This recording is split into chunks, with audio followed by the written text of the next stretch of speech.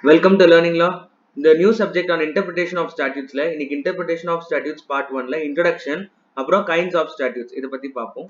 First interpretation அப்படினா என்னன்னா interpretation is derived from the Latin term interpretare which means to explain, expound or translate. So ஒரு விஷயத்தை ஒரு வேர்டை அதை எப்படி நம்ம எக்ஸ்பிளைன் பண்ண போறோம், அதை எப்படி எக்ஸ்போண்ட் பண்ணோம், அதை எப்படி டிரான்ஸ்லேட் பண்ணோம், அதோட உண்மையான மீனிங் என்ன, அதை எப்படி நம்ம எடுத்துக்கணும் அப்படின்னு சொல்றது தான் வந்து interpretation. Interpretation is the act of discovering the true meaning of the language. இப்போ ஒரு வேர்டை ஒரு லால யூஸ் பண்ணிருக்காங்க, ஒரு ஆக்ட்ல யூஸ் பண்ணிருக்காங்க அப்படின்னா அதோடைய ட்ரூவான மீனிங் என்ன, அந்த எந்த மீனிங்ல அதை அங்க யூஸ் பண்ணிருக்காங்க அப்படிங்கறத சொல்றதுதான் வந்து நம்ம இன்டர்பிரிட்டேஷன் அப்படின்னு சொல்றோம்.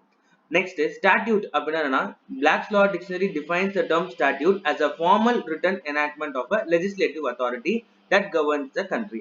A legislative authority அப்படின்னு சொல்லக்கூடிய ஒரு ஆக்ட், அந்த ஆக்டை தான் நம்ம வந்து ஸ்டாட்யூட்ஸ் அப்படின்னு சொல்லுவோம். இந்தியாவை பொறுத்த வரைக்கும் statutes are enacted by parliament, state legislature and union territory legislatures. Parliament, state legislature, அதுக்கப்புறமா யூனியன் டெரிட்டரி லெஜிஸ்லேச்சர்ஸ் தான் வந்து இந்தியாவில் ஸ்டாட்யூட்டை எனாக்ட் பண்றாங்க. இப்போ இன்டர்பிரிட்டேஷன் ஆஃப் ஸ்டாட்யூட்ஸ் தான் என்னன்னு பார்ப்போம். Interpretation of statutes is the correct understanding of the law. Law வந்து எப்படி நம்ம கரெக்டா அண்டர்ஸ்டாண்ட் பண்ணோம் அப்படிங்கறத சொல்றது தான் interpretation of statutes. This process is commonly adopted by the courts for determining the exact intention of the legislature.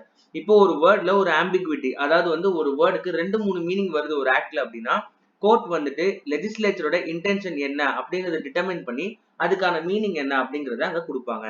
அதுதான் வந்து நம்ம இன்டர்பிரிட்டேஷன் ஆஃப் ஸ்டாட்யூட்ஸ்னு சொல்லுவோம். அதே மாதிரி இப்போ இன்டர்பிரிட்டேஷனை வச்சு நம்ம ஒரு வேர்ட்ல இருக்கிற ஆம்பிகுவிட்டி, ஒரு லால ஒரு பர்டிகுலர் டேர்ம் உடைய ஆம்பிகுவிட்டி, மிஸ்சீஃப் இது எல்லாத்தையுமே நம்ம கியூர் பண்ணுவோம். அதாவது வந்து ஒரு வேர்ட் வந்து ஒரு லால யூஸ் பண்ணிருப்பாங்க, அதுக்கு ரெண்டு மூணு மீனிங் இருக்கலாம், ஆனா ஏதாச்சும் ஒரு மீனிங் தான் அந்த லெஜிஸ்லேச்சரோட இன்டென்ஷன் என்ன அப்படிங்கறத கரெக்டா ஃபுல்ஃபில் பண்ணும் அப்படிங்கறத சொல்றாங்க. நம்ம இந்த ஃபியூச்சர்ல எக்ஸாம்பிளோட பார்ப்போம். பட் ஒரு வேர்டை எப்படி இன்டர்பிரேட் பண்ணணும், அதோட எந்த மீனிங் எடுத்துக்கணும், எந்த மீனிங் எடுத்துக்கிட்டா அந்த ஆக்டோடைய இன்டென்ஷன் வந்து அந்த லெஜிஸ்லேச்சரோட இன்டென்ஷன் ஃபுல்ஃபில் ஆகும் அப்படிங்கறத பொறுத்து தான் நம்ம ஒரு இன்டர்பிரிட்டேஷன் பண்ணுவோம். The purpose behind interpretation is to clarify the meaning of words. ஒரு வேர்டுடைய மீனிங் என்னங்கறத கிளாரிஃபை பண்றதுக்காக தான் நம்ம வந்து இன்டர்பிரிட்டேஷன் அப்படிங்கறத பண்றோம். அது எப்ப பண்ணுவோம் அப்படின்னா ஒரு வேர்டு கிளியரா இல்லாம இருந்தா, ஒரு வேர்ட் கிளியரா இருக்குது ஒரு ஆக்ட்ல அப்படின்னா அதை மாதிரி இன்டர்பிரேட் பண்ண மாட்டோம். ஒரு ஆம்பிகுவிட்டி இருக்கு, அதாவது ஒரு வேர்டுக்கு ரெண்டு மூணு மீனிங் வருது, அதுல வந்து ஒரு டவுட்ஸ் வருது அப்படிங்கிற போதுதான் நம்ம இன்டர்பிரிட்டேஷனுக்கு போகும்.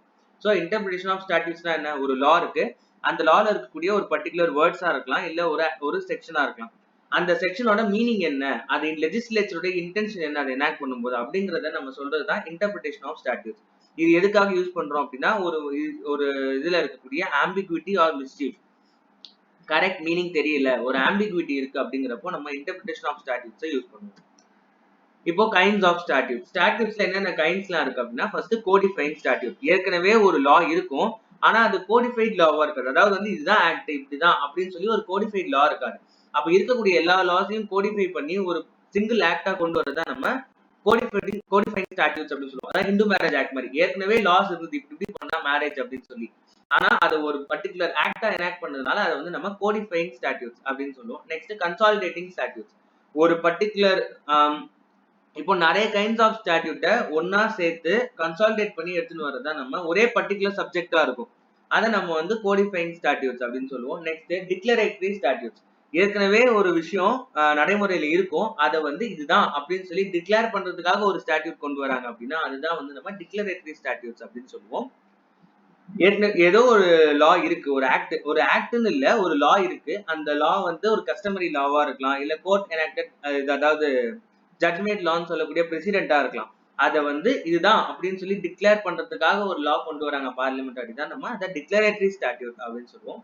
Next remedial statute. when there is a right there is a remedy. Right இருக்கு அப்படின்னா ரெமெடி கண்டிப்பா இருக்கும். அப்போ ஒருத்தவங்களுடைய ரைட்ஸை என்ஃபோர்ஸ் பண்றதுக்காக ஒரு ரெமெடிஸ் கொடுக்குற மாதிரி ஸ்டாட்யூட்டா இருந்தா அதை நம்ம ரெமடியல் ஸ்டாட்யூட் அப்படின்னு சொல்லுவோம். Next taxing statute.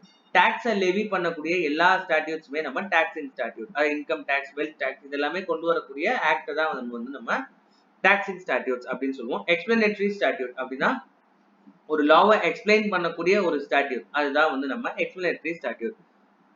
ஏதாச்சும் ஒரு ஒமிஷன், இதை வந்து ஏதோ ஒரு வேர்டு எக்ஸ்பிளைன் பண்ணா முன்னாடி விட்டுருந்தாங்க அப்படின்னா அதை எக்ஸ்பிளைன் பண்றதுக்காக ஒரு ஸ்டாட்யூட் கொண்டு வராங்கன்னா அதை நம்ம எக்ஸ்பிளனேட்டரி ஸ்டாட்யூட் அப்படின்னு சொல்லுவோம். Next amending statute. இப்போ வந்து ஒரு ப்ரொவிஷன், ஒரு செக்ஷனை வந்து இப்போ ஐபிசியில் அமெண்ட் பண்றாங்க அப்படின்னா அந்த அமெண்ட்மெண்ட்டுக்காக ஒரு ஸ்டாட்யூட் கொண்டு வருவாங்க. ஒரு ஆக்ட் பாஸ் பண்ணுவாங்க, அதாவது ஐபிசி அமெண்ட்மெண்ட் ஆக்ட் அப்படின்னு சொல்லி.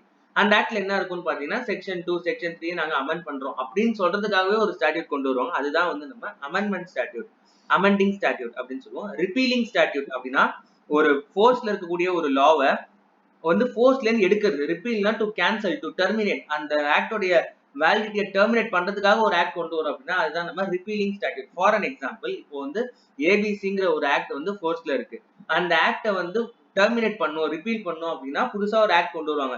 அந்த ஆக்ட்ல என்ன சொல்லுவாங்க அப்படின்னா அந்த ஏபிசிங்கிற ஆக்டை வந்து நாங்க ரிப்பீல் பண்றோம் அப்படிங்கறது சொல்றதுக்காக ஒரு ஆக்ட் கொண்டு வந்தாங்கன்னா அதை நம்ம ரிப்பீலிங் ஸ்டாட்யூட் அப்படின்னு சொல்லுவோம். கியூரேட்டிவ் ஸ்டாட்யூட் அப்படின்னா which would otherwise be illegal or validated by the curative statute. ஏதோ ஒரு ஆக்ட் வந்து இல்லீகலா இருக்கு, அது அதை கியூர் பண்ணணும், அது வந்து அதுக்கு ஒரு வேலிடிட்டி கொடுக்கணும் அப்படின்னு நினைச்சாங்கன்னா அதுதான் வந்து நம்ம கியூரேட்டிவ் ஸ்டாட்யூட் அப்படின்னு சொல்லுவோம். Thank you for watching this video.